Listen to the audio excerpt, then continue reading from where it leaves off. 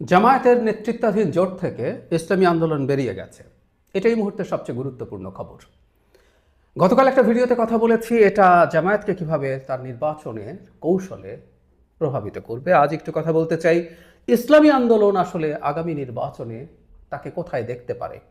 নানান রকম প্রশ্ন আছে, কেউ কেউ এটাও বলার চেষ্টা করছেন যে বিএনপির কি তাকে কিছু ছাড় দিয়ে তার জোটে ঢুকিয়ে নেওয়া উচিত হবে কিনা, বা 2001 সালের একটা স্মৃতিও কেউ কেউ ফিরিয়ে আনার চেষ্টা করছেন, সেটা নিয়ে কথা বলতে চাই। এবং 2001 সালে তারা যা করেছিলেন সেটা করা এবার তাদের পক্ষে সম্ভব হবে কিনা।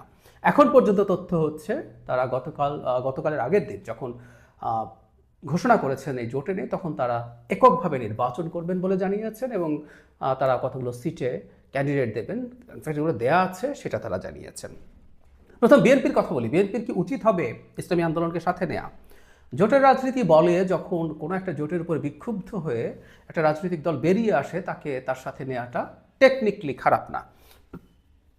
এখন প্রশ্ন হচ্ছে বিএনপি একটা মধ্যপন্থী দল, ইসলামী আন্দোলন একেবারে ইসলামী শরিয়া কায়েম চাই এই ধরনের দল, এবং জামাতের কাছ থেকে বেরিয়ে আসার ক্ষেত্রে তারা এই আওয়াজটাই প্রমিনেন্টলি সামনে এনেছে।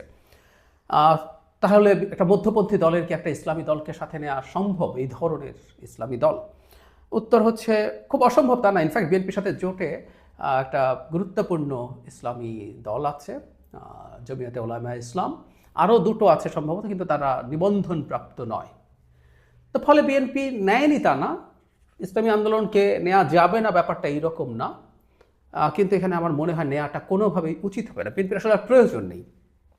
বিএনপির সাথে ইসলামী যে দলগুলো আছে এতে বিএনপির পলিটিক্যাল পারপাস সার্ভড হবে। বিএনপি দীর্ঘদিন থেকে এই দেশে মুসলিম ভোটারদের এবং মুসলিম মেন্টালিটি, মুসলিম যে আইডিওলজি, মানে ইসলাম কায়েম করব না, মুসলমান হিসাবে কিছু মূল্যবোধ সমাজে থাকে, এগুলো আপহোল্ড করবে, এই ধরনের একটা পলিটিক্স দীর্ঘদিন থেকে করেছে। সুতরাং তার এই ভোট ব্যাংক আছে, সেই কারণে কোনো ইসলামী দল না থাকলে জামায়াতে ইসলামীরা এই প্রচারণা প্রোপাগান্ডা চালাতে পারতো যে বিএনপি এগুলো থেকে সব ছেড়ে টেড়ে কমিউনিস্ট হয়ে যাচ্ছে ইত্যাদি ইত্যাদি। সেটা আর হবে না এই দলগুলোকে রাখার কারণে। সুতরাং পলিটিক্যাল কৌশল হিসাবে আমি বলছি ইসলামী আন্দোলনকে নিলে বিএনপির আসলে নতুন কোনো গেইন করার কিছুই নেই, বরং ক্ষতি আছে খানিকটা। কারণ সাম্প্রতিক সময়ে ইসলামী আন্দোলন যেভাবে অত্যন্ত উচ্চস্বরে শরিয়া কায়েমের কথা বলেছে, এটা নিয়ে তাদেরকে বিএনপি যদি তার সাথে নেয় তাহলে বাংলাদেশে অন্তত শরিয়া কায়েম হোক, এটা যারা চায় না, দেশের ভেতরে এবং দেশের বাইরের মানুষও থাকবে, তারা এটাকে বিএনপিকে ট্যাগ করার চেষ্টা করবে। সুতরাং বিএনপির লস হবে, কোনো সন্দেহ নেই। যদিও আমরা এটা নিশ্চিতভাবেই জানি ওই জোটের আর এই জোটের মধ্যে ডিফারেন্স হচ্ছে বিএনপির এই জোটের বিএনপি প্রধান দল এবং বিএনপি আসলে ক্ষমতায় যাবে, সাথে জোটের কিছু মানুষ যাবে। সুতরাং আর কে কি বললো সেটা আসলে ম্যাটার করে না। এই কথাটা আমি দীর্ঘদিন বলেছি। এনসিপি যখন বলছিল বিএনপিও তো জামায়াতকে নিয়েছিল, আমি বললাম হ্যাঁ, বিএনপি জামায়াতকে নিয়েছিল আর এনসিপি জামায়াতের সাথে গেছে। সুতরাং জামাত যদি জিতে যায় তার চিন্তাই এখানে আসলে ফাইনালি ইমপ্লিমেন্টেড হবে, ইসলামী আন্দোলন গেলেও সেটা হতো। সো বিএনপির আমার মনে হয় দরকার নেই, বরং ইসলামী আন্দোলন বাইরে আলাদাভাবে নির্বাচন করবে, এটা বিএনপির জন্য খুবই কমফোর্টেবল। কারণ তারা মূলত ভাগ বসাবে জামাতের ভোট বাক্সে। তারা যেটা বলছিলেন যে ইসলামী মূল্যবোধের সব ভোট একই বাক্সে যাবে, সেটা এখন আরেকটা বাক্স তৈরি হলো। সুতরাং বিএনপির জন্য ভালো। একই সাথে গতকাল ভিডিওতে বলেছি জামাতের এই শরিয়া থেকে সরে যাওয়া এবং এতে যে জামাতের ইসলাম বিচ্যুতি, যদিও সে ইসলামের নামে রাজনীতি করে, এই ন্যারেটিভ ক্রমাগত ইসলামী আন্দোলন মাঠে রাখবে, এটা স্বাভাবিকভাবেই রাখবে। সেই রাখার কারণে যেটা হবে জামাতের ভোটে ক্ষতি হতে পারে। আর ওই যে প্যান ইসলামিক এক ধরনের চেষ্টা তারা করছিল, সব ইসলামী দল একসাথে আছে, সেটা সিনার্জিজম হওয়ার কথা ছিল, এখন সেটা তো কমবেই এবং আরও অনেক বেশি কমে যেতে পারে, মানুষের ইলুশন ভেঙে যেতে পারে। সো বিএনপির কোনো রকমেই কোনোভাবেই উচিত হবে না ইসলামী আন্দোলনকে তার সাথে নেওয়া, মানে তার কিছু আসনেও ছাড় দেয়া। 2001 সালের যে স্মৃতিটার কথা বলছি, এটা একটা ইন্টারেস্টিং ক্যালকুলেশন হতে পারতো পলিটিক্সের ক্ষেত্রে, ভোটের ক্ষেত্রে, ভোটের রাজনীতিতে, কিন্তু এটা হওয়া কঠিন। সেটা হচ্ছে 2001 সালে ইসলামী জাতীয় ঐক্য ফ্রন্ট নামে একটা ফ্রন্ট তৈরি হয়েছিল। এখানে 3টা দল ছিল, 2টো বড় দল, 3টা, মোট 5টা দল ছিল আসলে। জাতীয় পার্টি, এর সাথে যে জাতীয় পার্টি, ইসলামী শাসনতন্ত্র আন্দোলন, এটা বর্তমানে ইসলামী আন্দোলন বাংলাদেশ, মানে আমরা হাত পাখা যেটা বেরিয়ে গেছে, এটা আর 3টা ছোট দল ছিল। এরা 300 সংসদীয় আসনে 281টিতে প্রার্থী দিয়েছিল, 14টি আসনে জয়লাভ করেছে, 7.25% ভোট পেয়েছিল। এই জিনিসটাই আসলে বলতে চাই যে 2001 সালে যেহেতু তাদের একই সাথে জোট করার ইতিহাস আছে জাতীয় পার্টি এরশাদের সাথে, 2001 সালে, সালটা মনে রাখতে হবে। এখন এই পর্যায়ে এসে জাতীয় পার্টির সাথে একটা জোট করা তাদের জন্য কি সম্ভব? হলে কিন্তু খুব ভালো হতো আমার মনে হয়, একটা ভালো জোট, এবং তারা ভালো ফাইট করতে পারতো জামাতের সাথে। মানে ফাইট এখন হচ্ছে আসলে দ্বিতীয় কে হবে সেটা নিয়ে। ক্ষমতায় কে যে আমি বহুদিন ধরে বলছি, বিএনপি অকল্পনীয় বড় ব্যবধানে জিতবে।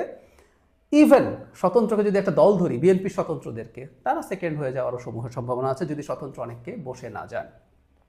যাই হোক, এখন এই 2026-এর যে নির্বাচন, সেই নির্বাচনে আসলে জাতীয় পার্টির সাথে যাওয়ার ঝুঁকি নেওয়া ইসলামী আন্দোলনের জন্য কঠিন। কারণ হচ্ছে খুব বড় অংশের মানুষ এখনও জাতীয় পার্টির প্রতি যৌক্তিক কারণেই নেগেটিভ ধারণা রাখেন। তারা শেখ হাসিনার সাথে নির্বাচনে পার্টিসিপেট করে করে তারা তার সহযোগিতা পরিণত হয়েছেন। এই ধরনের ব্র্যান্ডিং আছে, ইসলামী আন্দোলনের বিরুদ্ধেও খানিকটা আছে।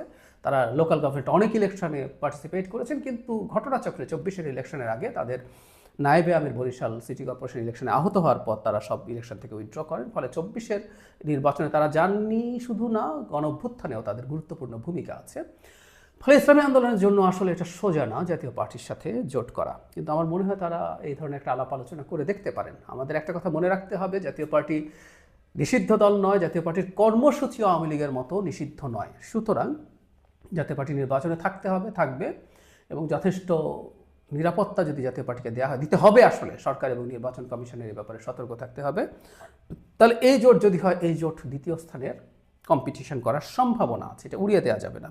কারণ জাতীয় পার্টি আওয়ামী লীগ না, জাতীয় পার্টি সহযোগী। আওয়ামী লীগের মানে এই রক্তাক্ত গণঅভ্যুত্থানের মূল দায় যেভাবে আওয়ামী লীগ যেভাবে তার মানে দেশের জনগণকে যেভাবে দমন পীড়ন করে হত্যা করে ক্ষমতায় থাকতে চেয়েছিল, তারপরও তো আওয়ামী লীগের গুড পার্সেন্টেজ অফ পিপল তার ভোটার রয়েই গেছে। সুতরাং বাংলাদেশে এটা ধারণা করা যায় জাতীয় পার্টির তুলনায় সহযোগী।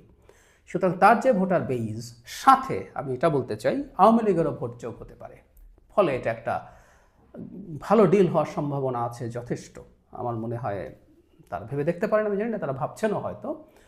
বাস্তবতা একটু টাফ, 2001-এর বাস্তবতা এখন নেই, কিন্তু হলে তারা একটা ফর্মিডেবল কিছু হবে। কারণ ইসলামী আন্দোলন একা নির্বাচন করলে খুব ভালো কিছু তারা করতে পারবেন নিজেদের জন্য, সেটার সম্ভাবনা খুব বেশি না। সেই কারণে তাদের এই ভাবার সম্ভাবনা উড়িয়েও যান। একই কথা প্রযোজ্য জাতীয় পার্টির ক্ষেত্রেও। কারণ জাতীয় পার্টি একটা সময় বিভিন্ন জায়গায় তাদের যে ধরনের শক্তি ছিল, পরবর্তীতে আওয়ামী লীগের সাথে থাকতে গিয়ে, ক্ষমতার ভাগিদার হতে গিয়ে, ওটা আসলে আর কোনোভাবেই পলিটিক্যাল পার্টি ছিল না। ওটা আসলে জাস্ট সুবিধা আদায় করতে চাওয়া কিছু লোকের একটা নেক্সাস ছিল, এর বেশি কিছু না। তারপরও তাদের ছিটে ফোটা বা রেসিডুয়াল ভোট আছে, তারা যদি নতুন করে কাজ করেন, আওয়ামী লীগের ভোট যোগ হয়, জাতীয় পার্টিও যদি ইসলামী আন্দোলনকে অ্যালাই হিসেবে পায়, তাদের জন্য এটা খারাপ হবে না।